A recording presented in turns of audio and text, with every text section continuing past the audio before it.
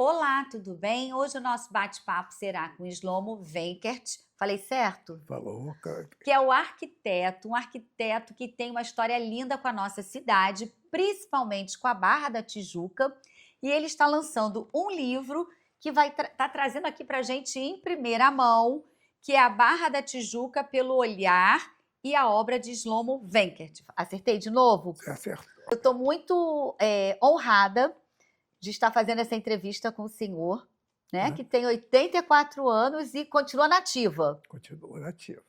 E eu queria que você contasse um pouquinho para a gente da sua trajetória, o que levou o senhor para a arquitetura.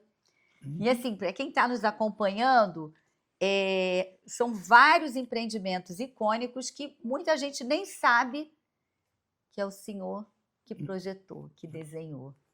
Primeiro, também estou honrado de estar falando contigo, de ter essa entrevista. Te agradeço muito. Imagina, o Olha, senhor nos recebeu aqui na sua casa. o que a gente pode contar? Eu acho que, primeira coisa, eu acho que eu tive, vamos supor, uma transmissão dos meus pais de tudo que fazer, se dedicar ao que está fazendo. Isso eu acho que eles me ensinaram. E eu, tudo que faço, procuro me dedicar de fazer o melhor que eu posso. Como eu comecei, o que eu pensei sobre a arquitetura? Na verdade, não estava pensando em fazer arquitetura. Eu tocava violino desde criança, e quando chegou num dado momento, eu vi uma pessoa que estava namorando com uma parenta nossa que também estudava violino. E a família começou a dizer que o que você vai se dedicar? Eu disse, não, eu queria me dedicar em música, mas eu vou fazer também vestibular para arquitetura. E ele fez, passou, e depois que passou, ele disse, não, eu não vou fazer arquitetura, eu vou fazer música. E ele foi um grande maestro, que foi Henrique Morel Alemão. Olha. Então, essa situação, arquitetura, música, ela de alguma forma ficou um pouco na minha cabeça. Agora, o pensamento de arquitetura, na verdade, surgiu com a minha irmã. A minha irmã queria fazer arquitetura e sempre dizia para mim, você também vai fazer arquitetura e a gente vai ser sócio, vamos fazer uma empresa juntos. Minha irmã era mais velha, 6 anos do que eu. No final, ela fez o vestibular e não passou, e acabou se dedicando à música. Olha isso, a música sempre conectada na A família de vocês. música fazia uma parte da nossa família. E aí, eu fiz vestibular para arquitetura, passei e parei de tocar violino. E assim começou.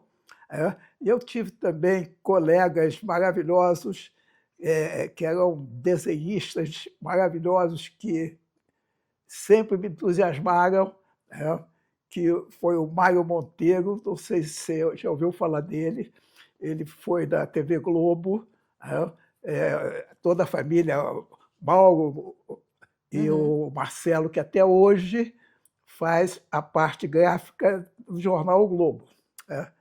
Então, tudo isso nos levou sempre à parte artística, de desenho, e entrei na faculdade de arquitetura. E também, vamos supor, dedicado, fui um bom aluno. E tive a sorte de, no terceiro ano da faculdade, sentar ao meu lado um senhor mais velho, que sentou na prancheta ao lado, voltando, retornando de estudar, porque ele tinha até parado de estudar por questões familiares, e voltou 9 anos depois para terminar a arquitetura. E eu, sentindo a dificuldade dele, eu procurei dar, vamos supor, o máximo de ajuda que eu podia dar a ele. E começou a surgir uma amizade, e ele passou como ele tinha carro e eu não tinha, ele passou a dizer, seu Shlomo, eu vou te pegar todo dia, né? Ele todo dia me pegava para me levar para a faculdade, Oh, me ligava antes, dizia assim, estou saindo de casa. E eu tinha que sair correndo porque ele estava vindo, né? E surgiu essa amizade, entrou futebol, esposa, família.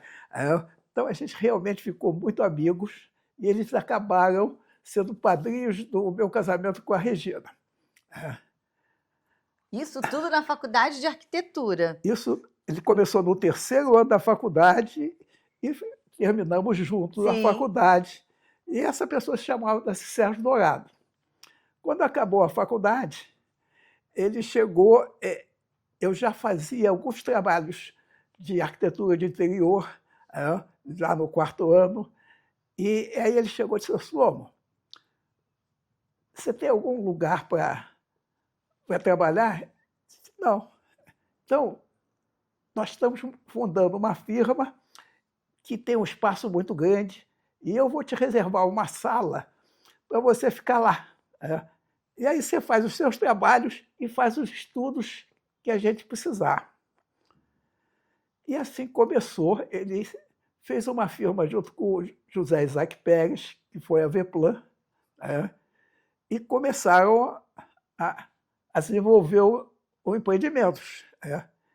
E com isso começaram também a me consumir como arquiteto. A gente fazia estudos, e eles conseguiam vender esses estudos, lançar empreendimentos, e a firma cresceu. Em 2 anos, ela era a maior do mercado imobiliário.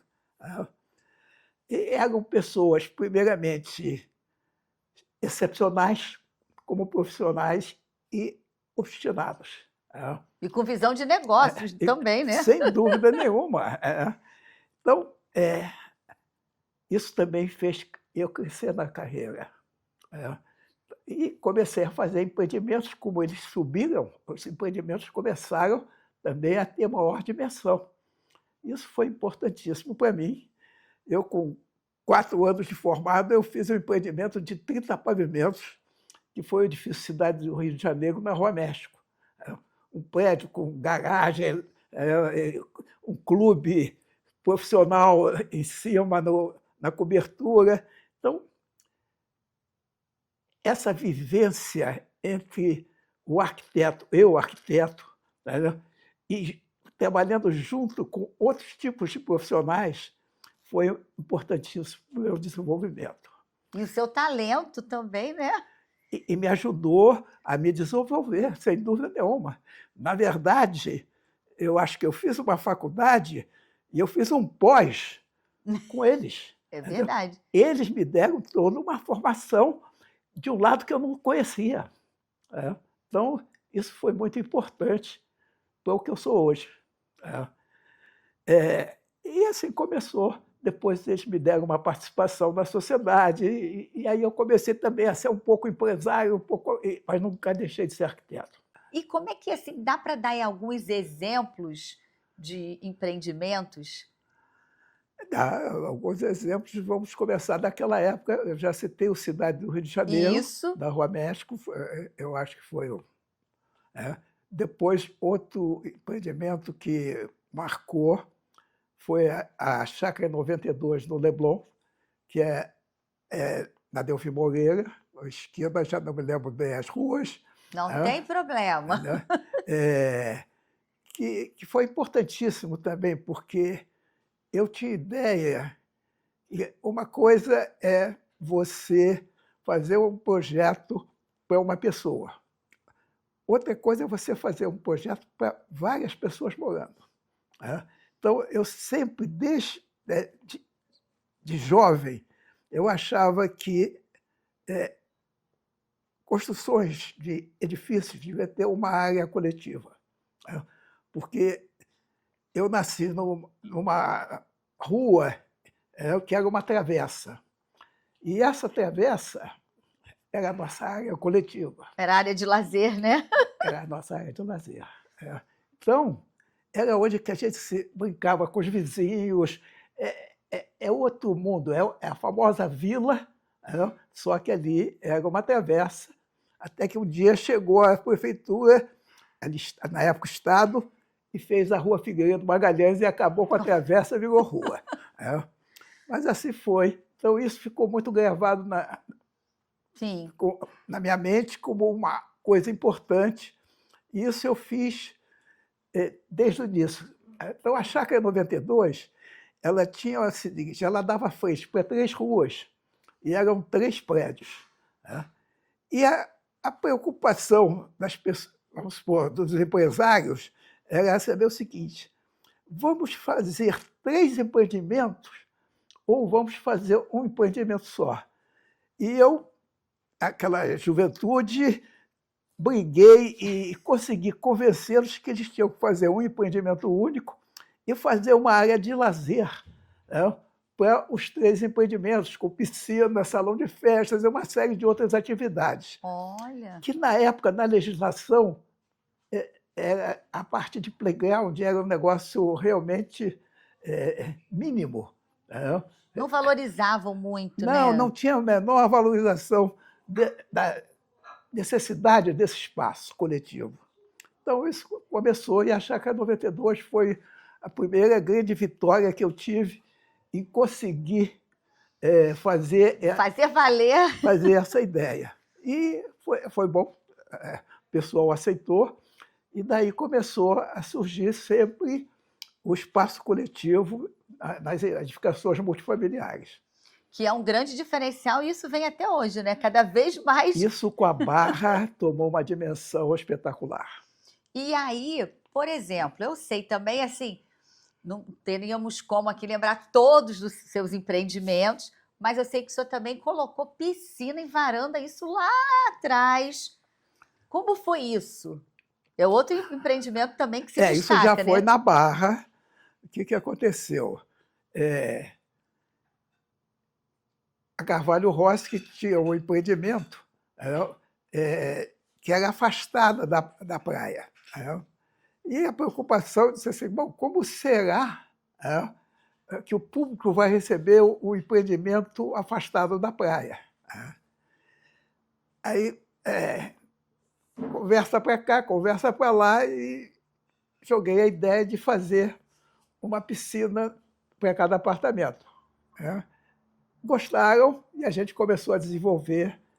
E aí entra também, que não pode deixar de falar, a importância do empresário com o arquiteto. O arquiteto não faz nada sem o empresário estar de acordo. Como se fosse um casamento, É um né? casamento.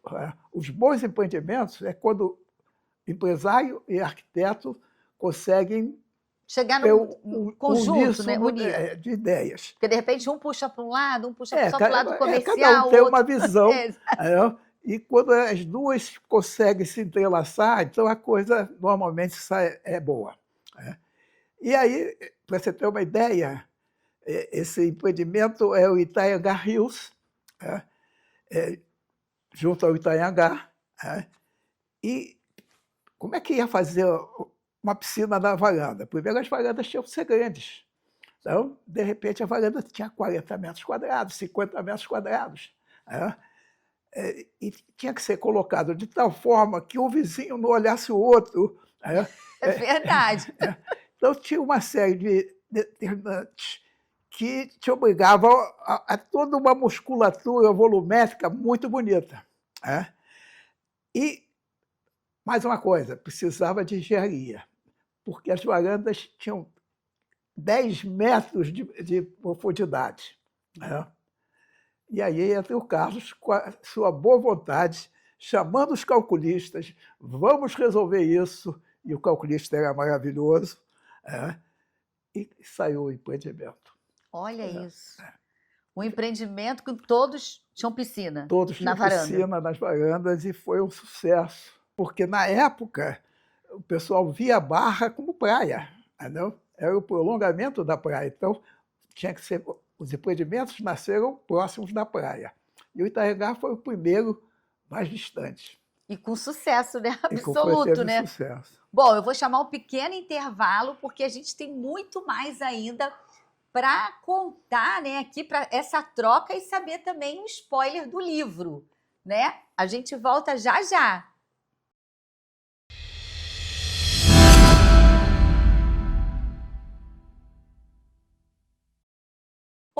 e voltamos com o arquiteto Shlomo Wenker, que vai falar para a gente agora um pouquinho desse amor com a Barra da Tijuca. E quero saber também mais detalhes do livro. Vamos lá. Bom, eu acho que falar sobre a Barra, eu tenho que falar também sobre Carlos Carvalho, né? Carlos Carvalho era um grande empresário, construtor, que se dedicava a fazer obras públicas e, num período da sua vida, resolveu entrar na área imobiliária. Ele conheci quando ele comprou um terreno na CEP, que é junto lá da Presidente Vargas, que era uma área pública, que resolveu vender para fazer prédios populares. E aí nos procurou para desenvolver o projeto, e aí começou toda. Depois nós fizemos um outro empreendimento no Flamengo, no Largo do Machado, e aí entrou o Plano Lúcio Costa, que mexeu, logicamente, comigo e mexeu também muito mais com ele. E, como eu gostava do plano, e ele também queria gostar do plano, se interessava também pelo plano, começamos a ter uma convivência, e trocar ideias daquilo que a gente estava visualizando sobre o Plano Lúcio Costa. O Plano Lúcio Costa, porque tem até um sonho. Como é que funcionava? A cidade, ela desde a época colonial, do reinado, ela foi capital. Então, era sempre uma cidade que todo mundo tinha interesse. E os loteamentos eram todos muito fracionados. Para você ter uma ideia, que eu cito muito, é o bairro de Ipanema. O bairro de Ipanema, o loteamento era junto da praia, terrenos com 10 por 50. À medida que se afastava em direção à lagoa, os terrenos iam diminuindo a profundidade, até ficar com 10 por 21. Olha. Então, você tinha lá terreninhos com 10 por 21. E que o desenvolvimento da cidade te obrigava a fazer prédios com 4 pavimentos ou 5 pavimentos no terreninho de 10 por 21. E na lagoa eles aumentavam para 10 por 40, 10 por 30. Bom, mas esse era o contexto da cidade. Era isso que era a nossa cidade. Era uma cidade com terrenos muito fracionados. Era muito difícil juntar 2 terrenos, 3 terrenos para fazer um empreendimento maior. A Barra mudou isso. Então, por isso que é tão emocionante, né? Tão impactante. Para nós é impressionante como aquilo mudou para o arquiteto. Então, de repente, que você estava acostumado a fazer terrenos com 300 metros, com 500 metros, com 1.000 metros, quando você chegava a 2.000 metros, você podia dizer que você tinha uma joia. De repente, você acabou de falar de metros quadrados, começou a falar em glebas. Os terrenos eram medidos em glebas. 10.000 metros. Uma coisa gigante. Então, a Barra permitiu isso porque era uma área, vamos supor, que não tinha acesso. Então, são loteamentos muito antigos, que eram pequenas fazendolas, então eram terrenos grandes. Isso nos deu tanto ao Lúcio para fazer o plano Lúcio Costa, que permitiu realmente fazer uma coisa diferenciada, e nós, arquitetos, de também fazer uma arquitetura diferenciada. Para você ter uma ideia, a Gleba D, onde tem os rosas, o empreendimento dos rosas, foi uma área que a Carlos Carvalho comprou, que ia da praia até a lagoa. Então, ele chegou para o nosso escritório e disse assim: comprei uma área espetacular. Eu disse: quantos metros tem? Ele disse assim: tem 500 metros por 2 quilômetros. Era 1,5 quilômetros. É. E isso, o que bate na cabeça do arquiteto? Está acostumado a fazer um projeto no terreno de 10 por 21, você ter a oportunidade de fazer alguma Nossa. coisa fora de série. Um sonho, né? É um sonho. Então, foi um negócio importantíssimo e uma realização espetacular. O plano Lúcio Costa realmente é um plano generoso, né, para a cidade. Ele tem espaços e ele aproveitou toda a beleza da Barra, que a Barra tem 22 quilômetros de praia, tem 3 lagoas, e tem um fundo montanhoso maravilhoso. Reúne Então, tudo no mesmo é um lugar. cenário, e o projeto do Lúcio, ele fez exatamente pensando nisso. Ele fez núcleos de torres que podem chegar até 30 andares, como fez casas entre esses núcleos. Então, você tem um núcleo, depois você tem o setor de casas. Então, quem tem as casas tem aquele espaço da própria casa e tem toda uma arborização, tem todo um contexto de chão. Quem tem os prédios tem o contexto geral da Barra. Então, eles estão separados e você pode ver montanha, mar. É realmente uma forma de vida que não tem no resto da cidade. Eu tive a felicidade de ver nascer a Barra. Então, isso para mim foi uma coisa maravilhosa. E aproveitar e saber se o senhor pode falar algumas coisinhas assim para a gente, para quem está nos acompanhando, sobre o seu livro. Meu livro? Pois é. Bom, meu livro nasceu, primeiro, uma ideia que eu tinha de fazer um livro para minhas netas. Então, ela começou da Covid, que praticamente eu não tinha o que fazer, ficava aqui em casa, disse, eu tenho que fazer alguma coisa. Disse, vou contar a minha vida profissional para as minhas netas. E comecei a escrever. E fui mostrar para os meus filhos o que eu estava querendo fazer. Sim. Aí eles disseram, não, você tem que fazer um livro, você tem que fazer um livro. E tomaram a dianteira do assunto. E aí começaram a criar todo vamos supor, um cenário para se desenvolver o livro. E contactaram a Carvalho Roski e a Multiplan para patrocinar o livro. Então, o livro é sobre empreendimentos na Barra, que a gente escolheu 18 empreendimentos. Escolheu a dedo, né? Deve ter sido difícil. Para falar isso? sobre empreendimentos. E eu convidei o Marcos Sá, que é um arquiteto colega nosso, para, vamos supor, fazer a análise crítica, em vez de eu fazer, deixar ele fazer a análise crítica dos projetos. E ele fez um breve estudo de todos meus projetos. Olha, quem está nos acompanhando aí já está tendo, né, uns spoilers, né, como a gente chama pois aí. Em primeira mão. Como é que era essa convivência?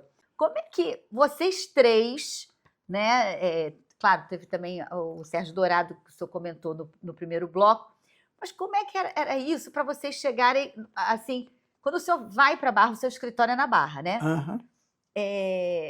Como é que o senhor vê, assim, representa para saber que boa parte daquilo ali passou pela sua prancheta? Não é boa parte. É lógico, a gente... Na verdade, eu vejo o arquiteto como uma mãe de aluguel. Na verdade, a gente projeta um filho e oferece esse filho para futuros moradores. Então, é essa a nossa vida. O que vale não é quem projetou, o que vale é o que ficou. Então, realmente, por exemplo, eu tive uma alegria imensa. O Atlântico Sul fez 40 anos de existência. Isso. E eles fizeram uma festa para comemorar esses 40 anos. E me convidaram. Olha, Né? que Quer bacana! dizer, para mim foi um negócio fora de série. Né? E uma outra dúvida que eu queria perguntar, o senhor falou do Atlântico Sul, que fica né, na Orla, né, na Uhum. Barra. O senhor tem outros empreendimentos também na Orla. Tem. Como é que é muito diferente fazer o projeto da Orla para afastado da Orla, construir um empreendimento voltado mais para o alto padrão e para uma classe mais econômica? Isso também, para o arquiteto, como o senhor, desculpa, encarou Não, isso? não, o problema o produto a ser feito depende muito do empreendedor. Tá. O empreendedor é que vai definir, isso eu gostaria que fosse um apartamento desse tipo ou de outro tipo, qualquer. Quando você faz projetos na Orla da Barra principalmente, Sim. né, em terrenos de certo porte, realmente você tem que prestar atenção, né, no visual que você está deixando para os futuros moradores. É fundamental, porque se eles estão comprando um apartamento na Orla, é porque eles querem ter a Orla como visão. Sim, seu cartão postal ali. Exatamente. Então, a gente foca muito nisso. E um outro empreendimento que eu fiz, que eu acho que é relevante e acho que é importante falar, foi do Golden Green. O Golden Green, que foi um empreendimento da Multiplan, foi interessante. Golden Green faz parte do projeto inicial da Glebaudet. E naquele projeto, nós tínhamos conseguido aprovar na prefeitura gabaritos diferenciados do que a legislação falava. Quando fomos fazer o projeto do Golden Green, logicamente, se eu tinha aprovado na prefeitura gabaritos diferenciados, eu quis levar isso para esse novo projeto. E aí fizemos um master plan, e o Zé Pérez aprovou de imediato com prédios que iam de 6 pavimentos a 15 pavimentos. E submetemos à prefeitura. A legislação, na época, já não permitia isso, mas nós tínhamos um PA aprovado. Então, começamos a conversar com a prefeitura e explicar o porquê. E mostrar a eles o seguinte, que nós não estávamos, vamos supor, de alguma forma, interferindo quase nada em relação à vizinhança, porque os espaços entre prédios eram muito afastados. Bom, aprovaram e, não sei como, acharam que era, vamos supor, uma coisa fora do normal. E houve uma grita, primeiro começou com a imprensa, a associação de moradores, e meu escritório era exatamente no Parque das Rosas, que ficava atrás do empreendimento. E aí os síndicos vieram lá para o escritório para saber como é que era, mas como que estão tirando a vista, e ia explicar isso. E o Zé Pérez começou também a fazer todo um trabalho mostrando, porque os vereadores começaram a dizer, mas como que aprovou, como a prefeitura aprovou? E eles falavam sem conhecer o projeto. Pois é. E o Pérez foi levando o projeto e explicando também para os vereadores. E, no final, todo mundo começou a gostar do projeto. E é icônico, né? E a coisa se desenvolveu e está lá o empreendimento. E eu acho que está todo mundo feliz, inclusive a vizinhança. E um dos mais valorizados também ali da Orla também, né? Bom, a gente chegou ao final do nosso programa. Quero agradecer muito ao senhor por ter nos recebido, por contar um pouco do seu livro, por contar um pouco da sua trajetória. Espero que o senhor possa voltar mais vezes. Com prazer. Olha, muito obrigada. Mais uma vez. Obrigado a você. Ficamos por aqui. Espero que vocês tenham gostado e até a próxima. Tchau, tchau.